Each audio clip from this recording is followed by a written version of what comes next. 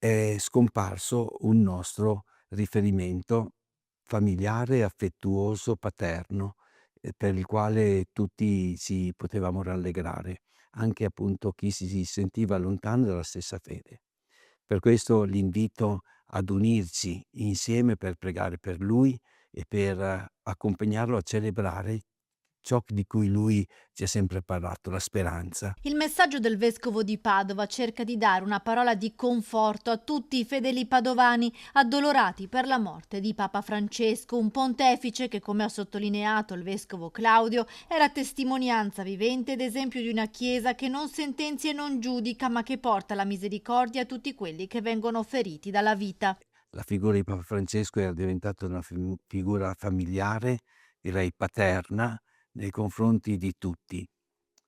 all'interno della Chiesa, ma anche direi di tutti all'esterno della Chiesa, anche nel mondo intero. La sua figura è stata di grande carisma, grande capacità di schierarsi a favore dei poveri, a favore delle persone